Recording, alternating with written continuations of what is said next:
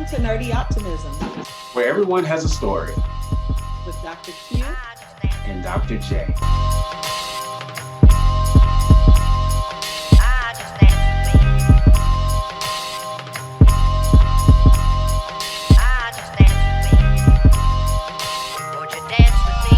Welcome back to Nerdy Optimism. I am Dr. J. And I'm Dr. Q. Dr. Q, how's it going? It's going great over here. How's it going with you? The sun is shining. It's a beautiful day. It is a beautiful day. And it is a beautiful day for me to ask you a somewhat intriguing question. Oh, so we're just gonna jump right into the question. Okay, that's how we doing it today. I want to know. So I've been thinking about this. Okay. Can I ask Dr. J? I really want to get some insight into him. So, what book have you read that had the most impact on your life besides the Bible? Go. Besides the Bible, how you gonna leave the Bible out? Besides the Bible, because that's gonna win every time. Though I walk through the valley, yeah. So can't say the Bible. That's a pretty good question. Because I'm looking at your backdrop in all of your books behind you, Michelle Obama. I see you.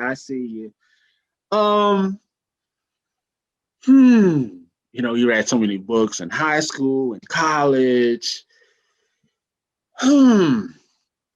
Okay, this is one book. Kid you not. We were riding from Memphis to riding from Knoxville to Memphis. Okay. We were riding with some friends who attended the University of Tennessee. I don't remember the type of car we were in, but I do remember the person's car whose car we were in. She was in the back. It was almost like a trunk area. Why she was in the trunk area, so I don't know if it was like an SUV, but it looked very uncomfortable. And hear me out. You with me? I am. There was a book back there that someone left. Okay. She started reading that book. And by the time we got to Memphis, she was done. What? Yes. And she was like, this book was amazing. It was not her genre or anything like that. And I thought to myself, if she read this book in how long it takes to get from Knoxville to Memphis, this book must have some firepower. So she gave me the book. Okay. I took the book and I read that damn book. And let me tell you, that book was very impactful. Why, I don't know. It just really stuck with me. I just really took to the book and I thought it was a great book. The name of the book, The Coldest Winter Ever. Oh, yeah. The Coldest Winter Ever. Amazing book. So that'll be one. Okay. There was another book. Can't even plan this. There was another book that was very impactful for me. And I actually see it on your bookshelf. Oh, okay. I actually see it on your bookshelf. I'm sure you haven't read it, but it's right up your right shoulder. Okay. The History of Kappa Alpha Psi. Yes. Let's see. Which one? Yes. Look at that. Look at that. That book had so much. It was the historical backdrop to the book. It was just a great historical book. Yeah, it was talking about the greatest fraternity ever, but the historical backdrop was just amazing. So those two books, The Story of Kappa Alpha Psi and The Coldest Winter Ever. Okay. Okay. So I've read The Coldest Winter Ever, the story of Kappa Alpha Psi. That is my husband. But okay, Yeah. I like it. I like it. Yes. Ever is a great book, by the way. I mean, you cannot put it down. So I see why you felt like that was pretty cool. I'll have to ask you in a later episode, what was it about the book that stuck with you and made an impact on you? So I'll have to ask that later, but pretty cool, Dr. J. So now Mhm. got me all thinking about reading The Coldest Winter Ever. Takes me back to my college days, Sister Soldier, so uh, Yes. so let's keep it moving. And while I'm so entertained, I need to know our nerdy reflection for the week. Okay. This week we have Marshun Meadow, aka Sean God, rapper out of Houston. And so thinking back on his story, him being a rapper got me to think about just hip hop in general, right? And so the question for me doing this reflection, thinking back to our time with my son, I got to thinking about exactly when did I fall in love with hip hop? Okay. Um, as usual, I don't know the year, uh, but I was a young tad, and I remember um, getting up on a Sunday, and I heard this music um, uh, blaring, and I remember going outside, and there had to have been no exaggeration. This is not hyperbole.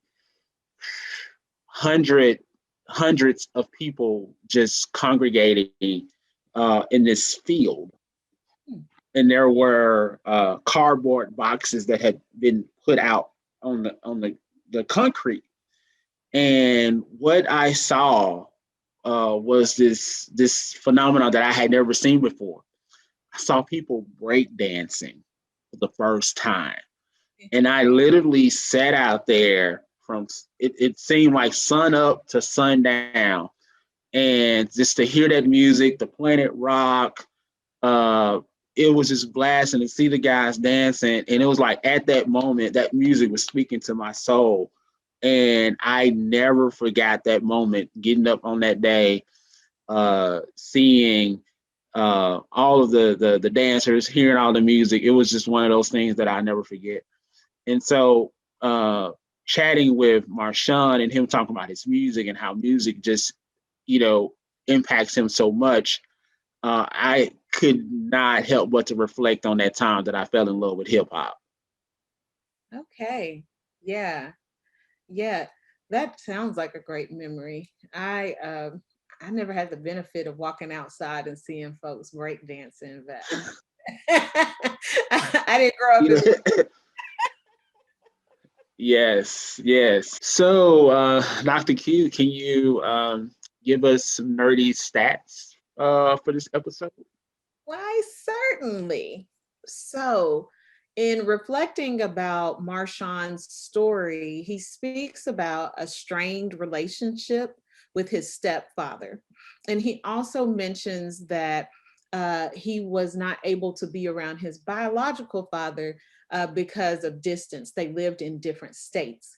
Now, this nerdy stat is not necessarily Marshon's story, but just in thinking about that, it led me to think about the crisis of father absence in America. And it's super important because it leads to these different outcomes throughout the life course. So, this is a very common problem. 1 in 4 children in America live without a biological step or adoptive father in the home. And this makes you at greater risk for poverty. So, 4 times greater risk of poverty. And we know from just our knowledge of public health, that one of the greatest correlates between your health and your health outcomes is poverty. So the financial resources in your home is so predictive, more predictive than your genetics into your later health outcomes. Also, it puts you more at risk. You're more likely to have behavioral problems and more likely to abuse drugs and alcohol. So again, this issue of father absence is a huge one, and one that we certainly need to tackle. Thank you for that great nerdy stat there, Dr. Q. Um, I'm excited about our listeners being able to hear Marshun's story. I thought it was a pretty good one. I did too. So let's go ahead and bring them on in so they can hear from Marshun. We're so grateful for him. So let's bring them on in. And one last tidbit I think our listeners should know is that Sean God, the artist, is who our theme music come from. So it's a special guest indeed that he give us the great music that you guys get to listen to when you start to listen to Nerdy Optimism. So let's do it. We're so glad to have you here, and so excited for you to share your story. I know it will be impactful for so many people here at Fearless Campaign. We believe that everyone has a story, so we would be honored if you would share yours with us. So start from the beginning. Tell us your story. Okay. My name is Marshun Meadow. I was born originally in Memphis, Tennessee, 1993. I'm 27 years old. So I was in Memphis for a little while. I believe we moved to California. How was I? I believe I was like 7, maybe, or 8. I know I was in the first grade. So second grade actually. Moved to California. We was in Santa Barbara with my mom and my stepdad, and I left my dad and all of my family back behind in Memphis, and we stayed in Santa Barbara for 2 or 3 years, and my mom and my stepdad and my older brother as well, and my younger brother. I got two brothers on my mama's side, so. We moved from Santa Barbara to Houston, Texas when I was in the 5th grade. And from 5th grade to 6th grade, in the middle of 7th grade, we moved back to California, but we stayed in Long Beach that time. So I was in Long Beach for a little while. And then 9th grade year, I ended up moving back to Houston, Texas. And I've been here ever since. And I graduated high school 2011. Went to college, went to Stephen F. Austin State University. I majored in health science. I graduated. I was there 5 years, I believe. Graduated 2016 with a bachelor's in health science. And I started making music towards the tail end of my college career. And, I started to pursue that, even more and more, going into like my last year of college and, going into graduating. And I've been pushing ever since I graduated. Yeah. Mm-hmm. So it sounds like you move around a lot. And sometimes that can be trying on a young person, not being able to have that stability. Can you tell us a little bit more about that? Yeah. That was real tough for me because, I was real close to my dad. I always been a daddy's boy, is what people say. But I'm real cool. I'm real close to both of my parents. But, I had a real tight bond with my dad. And I ain't gonna lie, like at first it wasn't what it was, it wasn't it to me. I used to always, call my dad like, hey, can I move back? Can I move back? And then he just, I feel like he would give me the runaround, but when I was younger, I didn't understand it at all. And now looking as I started to get older, I'm like, okay, I'm living in these different places. You know, I can gain different experiences from this. Like, what's the positive that I can actually take from this? You know what I'm saying? So I started to look at that as I got older. But when I was younger, yeah, I didn't like it at all. And then I didn't really get along with my stepdad to begin with. So, you know, that ain't make things any easier. But, you know, it got better as I got older, as my perspective started changing. Mm-hmm. So when did you become aware of I have a good relationship with my stepdad, I don't have a good relationship? How did that make you feel? So how did that make me feel? Yeah. I don't know how it made me feel. Like, I was always one of those kids where it was like, man, if you're not my mom or my daddy, you can't tell me nothing. Like, don't say nothing to me. So that, like, I know it was like, you know, another man coming into my life. Like, you trying to, you know, I wasn't thinking about, you know, I didn't have the mind capacity to be like, okay, well, he's the man, he's paying the bills, he's this. It was just like, man, you not my daddy. Like, who are you talking to? So it's just like, I know that having that attitude as a kid, like, kind of hindered the relationship. But I kind of noticed it as, you know, as we would just constantly butt heads. You know, we would butt heads, and it would be at a young age. And then, you know, I wasn't really understanding of, you know, the respect that I should have been giving him at the time, you know. Mm-hmm. Mm-hmm. So when did you start to channel your emotions, your perspective? When did it start to change, you would say, about relationships with friends, family, trying to get give our audience a insight into your mind about the music? When did you start to say, hey, this is what I'm going to do? Just trying to get an understanding of this is where I was at, this is how I was feeling, and then I pivoted and was like, the music, this is what I'm gonna do. Just trying to get an understanding of that. When I so like kind of like when I had to turn to, like, you know, not kind of do something, like make my own push to what I actually want to do type stuff. Yeah. Okay, so I made that turn probably when I like really consciously made it would probably be, I would say it had to be once I actually started to get the positive feedback from the music. So I started making music in college, and I went to college, small town. It was Stephen F. Austin. It's in a small town in Nacogdoches. And, you know, after a while, when you're in school, you're not going home for the summer. You staying where you're at. You probably getting a summer job, or you're doing summer school or something like that.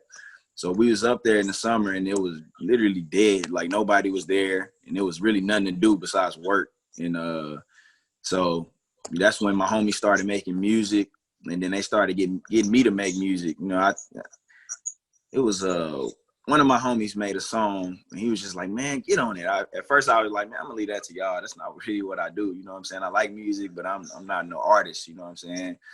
And he was just like, man, get on it. Just see what you can do. So I got on it, and people they was messing with it. Can I curse on here? Yeah. Oh, okay. People was fucking with it. You know what I'm saying? So just like, after I got that positive feedback, it was just like, man, I just kept going, because it was just really something to pass time to begin with. Pass time during the summer while I was at school. But when I started to get that positive feedback, it, like, a switch in my mind went, and it was just like, man, I always felt like, because I played basketball in high school as well, and I always felt like I was good. I was pretty good at anything that I picked up, like even as a child. But I always felt like, man, I really never gave nothing my all to actually see where I can get with it. So I really felt like rap was kind of like my second or third chance to just like, okay, man, I graduated college. The real world about to hit. You know, I'm about to graduate college. The real world about to hit. You either gonna get this 9 to 5, and then that's how you gonna push it, or you gonna you know, pursue what you really want to do. And I always tell people, like younger people that I talk to now, that is like, man, you're gonna work hard. You're gonna work hard at doing something. whether that's a 9 to 5 or whether that's really what you want to do. So actually try to work hard at what you really want to do first, because, you know, you always going to have a 9 to 5 to fall back on. So that's when I'll probably say like my last year of college, when I actually started rapping, I made that conscious switch to just be like, man, pursue anything that you honestly got in your head. Try to bring it to reality. So that's what I would say. And that would be what, probably 2015. Nice. Nice. So in coming into music and making that your all, I always think it's interesting because I find music so therapeutic. Do you find that you use your music as a therapeutic instrument, meaning that you put your emotion into it, you're able to display and express things that you normally couldn't just by using music? Yeah, all the time. That's funny because I tell my girl all the time, I'll be like, man, you know I'm not good with words unless I'm making music. You know what I'm saying? So I really use that as a way to just like get stuff off my chest, tell my story, speak on issues that ain't even got nothing to do with me sometimes. You know, I'll be having to explain that to people too. Like, man, I'm speaking from a whole nother person's perspective that's not even mine. So it really lets me get out my thoughts, you know, and not keep them bunched up in my head. Or if I have some on my chest, whether it's about a relationship, whether it's about my dad, stepdad, mom, friendships, like I let all of that out in my music. You know what I'm saying? So it's real. I would say it's very, very therapeutic for me because I actually can, you know, get my thoughts out clearly, you know, and I actually enjoy doing it. It's not like I'm going to a therapy session or something like that, you know. I can actually just go to the studio and just, you know, let go. So when was that moment of clarity of being an artist and noticing that, you know what, this is really helping me. This is really helping my mental state. Let me keep on doing this. Let me go ahead and write this song about my movement from Memphis to California. Let me write this song about not being able to have a sustaining relationship, you know, whatever the case may be. When did you notice that this really helps me? Man, that would be when I dropped a song called The Update. That had to be 2017. I think that was 2017. I dropped a song called The Update, but around that time, I was going through a lot, man. We had just got hit with the hurricane. I can't remember the hurricane name, but right before we got hit with the hurricane, I got kicked out the crib. You know what I'm saying? So it was like I got kicked out the crib, and then right as I was like trying to figure out what I was about to do, boom, the hurricane hit. And where I was staying at with my homie for a little while, his place got flooded out. So it was just like, man, the secure spot that I thought I had, my homie don't even have it no more. So going through all of that, I released a song called The Update, and everybody always tell me when I'm doing music, they be like, man, you know, give us a little bit more yourself, make yourself a little bit more vulnerable. And I really felt like I had so much to get off my chest at that time that really, like, that song I still listen to it to this day, and it's therapeutic for me because it's just like, man, I was able to let so much out, you know what I'm saying? And all of my homies and anybody who listens to my music, they say that's my most vulnerable song to date. So I would say probably that was 2017. And it was just, I really feel like that's probably the most I ever went through in my life at one time. So it's like when I was at the height of BS in my life, that's when I realized, like, dang, this music can actually be therapeutic. Because I was really making music like two years before that, and I didn't even realize it up until that point, though. What's the name of that song again? The Update. The Update. Okay. Yeah. And so let me just get our audience up to speed. So 2017, you were living at home, right? Yeah. Okay, and then 2016. 2016. And I got kicked out. Yeah. And you were kicked out. Then Hurricane Harvey. It was Harvey. That's what Harvey. it was. Yeah. You moved in with your friends, some things were going on, and you decided to give us Update, right? Yeah. And Update, give us a little insight on Update. We might have to play. few bars. I mean, I'm interested. Yeah. You said give you some insight on the update? So overall, how would you describe your music? I would say it's kind of more towards the boom bap, where people would say like classic hip hop, you know, people would label conscious rap. What I like to do, I like to just ask people, you know, what artists do they listen to, and then if they telling me something like J. Cole, or if they telling me something like Kendrick Lamar, or to a more recent artist like Mick Jenkins, or, you know, something like that, I'll be like, okay, that's the lane that I'm in right there. You know what I'm saying? If you listen to those artists, you'll most likely vibe with my music too. Okay. Good stuff. Good stuff. So tell us more about what you're doing now. What can we expect to hear from you in the future, or what do you have going on now? What I have going on now, music-wise, I'm actually working on finishing up a project right now. It's called Cones and Caffeine. I'm going to the studio tonight actually to finish up a couple tracks. But I got some videos on the way from that as well. But that's going to be actually a smaller rollout to a larger rollout of tracks that I got together that I'm still finalizing that too. I don't have a name for it yet. But I'm really looking to release probably Cones and Caffeine. I would say more towards like November, December, and then probably try to get the other project out maybe like summer going into next year probably. Okay. Okay, good. And where can our audience find you? What's your social media handles? Oh, I'm everything is underscore shun me out. It's SHUNMEOUT _. So that's everything. That's Twitter, Instagram. Those are the two most things I'm active on. I'm not too active on Facebook or Snapchat or nothing like that. Okay. Twitter and the gram. Y'all can find the music everywhere: Apple Music, Spotify, Google Play, SoundCloud, everywhere. YouTube, anywhere you listen to music, you can find the music at. Well, hopefully, I'm sure myself and Dr. Q, we're gonna chat around, and we're gonna listen to some of your tracks, and we may definitely have some of your music as our intro to as we bring people in. I do have one last question for you as we get out of here. I just would like to know about your thoughts on your transformation as a student, a brother, a son, artist, and then now I'm seeing this transformation to what I would call an actor, a social influencer, a model. How do you feel about taking on that next assignment of being something else, as you talked about earlier, giving your all, and you're taking on these different roles? How are you feeling about just encompassing all of these other things?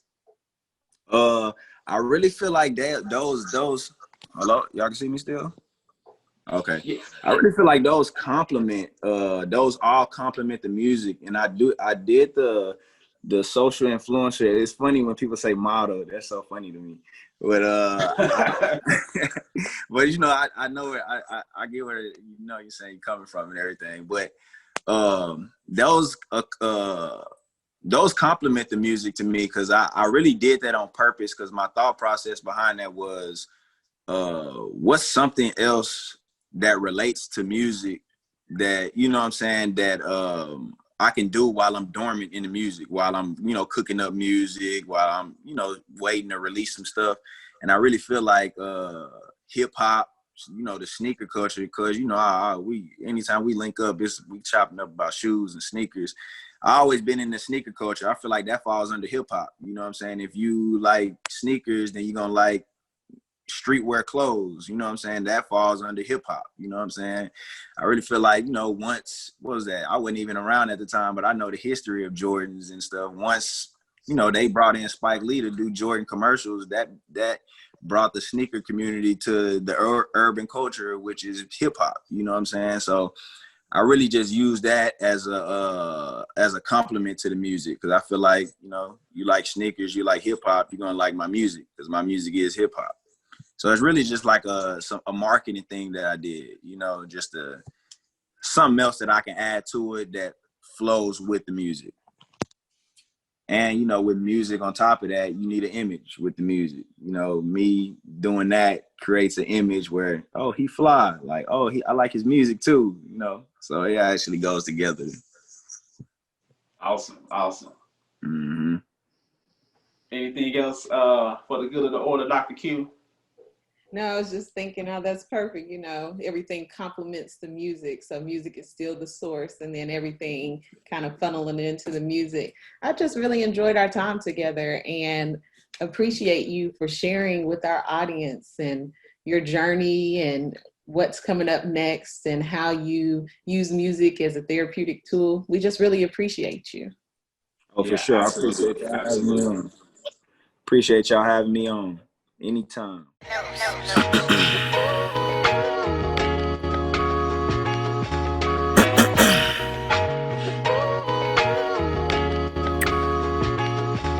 Look,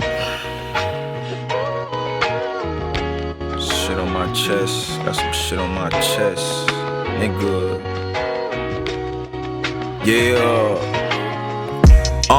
This from the heart, I had to chill vicious. They already know the kid gifted, the pen different from all these other MCs, but I ain't got the time to flex right now. I got some shit that's bothering me.